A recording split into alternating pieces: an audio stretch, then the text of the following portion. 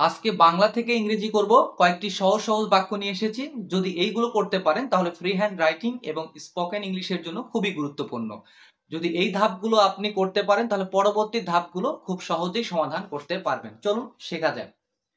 প্রথমেই দেখেন লিখেছি, আমার এক ভালো বন্ধু আছে, তার নাম রাহুল, সে খুব ভদ্র ছেলে, আমরা একসাথে খেলি, আমি তাকে খুব পছন্দ করি। একদম সিম্পল সেন্টেন্স। এগুলো বেসিক ওয়ান ধরতে পারেন আপনি। তো প্রথমটা দেখেন, আমার এক ভালো বন্ধু আছে, এটা কিন্তু প্রেজেন্ট প্রেজেন্ট সিম্পল টেন্স অর্থাৎ ইনডিফিনিট টেন্স। যারা টেন্সের ক্লাস করেন নাই তাদের টেন্সের ক্লাস করে আসলে আমার মনে হয় এটা খুব ভালো হয়। প্রেজেন্ট ইনডিফিনিট টেন্সের গঠন কি? সাবজেক্ট প্লাস ভার্বের ভি ওয়ান প্লাস অবজেক্ট। তো এখানে দেখেন আমার এক ভালো বন্ধু আছে।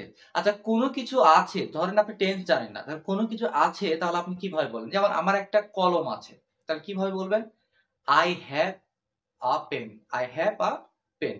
তার মানে আমার এক ভালো বন্ধু আছে, তাহলে কিভাবে বলবেন? I have a good friend. I have a good friend. আচ্ছা, সেই ক্ষেত্রে আপনি বেস্ট ফ্রেন্ডও বলতে পারেন, কোনো সমস্যা নেই। আই হ্যাভ আ গুড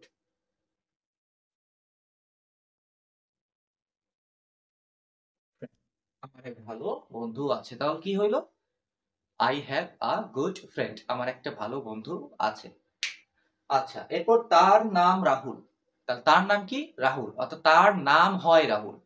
তাহলে হিস, তার ইংরেজি কি? His. His name is Rahul. হিস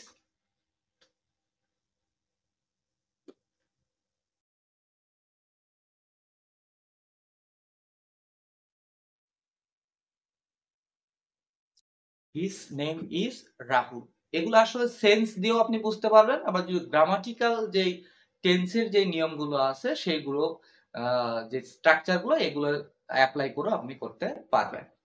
আচ্ছা, এরপর বলেছে সে খুব ভদ্র ছেলে। তাহলে সে কি? খুব ভদ্র ছেলে। তাহলে সে ইংরেজি কি? হি। খুব ভদ্র ছেলে, তাহলে he is a very gentle boy. He is a very gentle boy. Gentle মানে ভদ্র। ওই যে অনেক সময় দেখেন না, বলে যে লেডিস এন্ড জেন্টলম্যান, তো এই জেন্টলম্যান ভদ্র। তাহলে হি ইজ আচ্ছা, a he is a very gentle boy, অর্থাৎ সে খুব ভদ্র ছেলে। এবার বলছে আমরা একসাথে খেলি। আমরা ইংরেজি কি? উই। উই মানে আমরা। খেলার ইংরেজি কি? খেলার ইংরেজি হলো প্লে। তাহলে উই প্লে।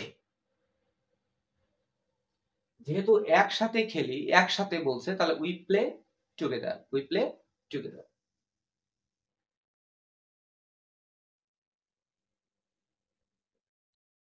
লাস্ট একটা বাক্য আছে, সেটা হলো আমি তাকে খুব পছন্দ করি। এটা খুব সিম্পল সেন্টেন্স, সবাই এটা পারে। তারপর আমি লিখে দিচ্ছি, আই লাইক। পছন্দ করা ইংরেজি কি? লাইক। তাহলে আই লাইক কাকে? তাকে। তাহলে আই লাইক হিম। খুব পছন্দ করি, তাহলে ভেরি মাচ। কি? Very much.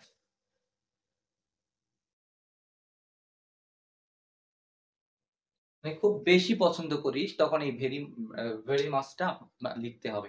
তাহলে এই মূলত খুব সহজ সহজ বাক্যে খুব সহজভাবে ইংরেজিটা আমরা করলাম।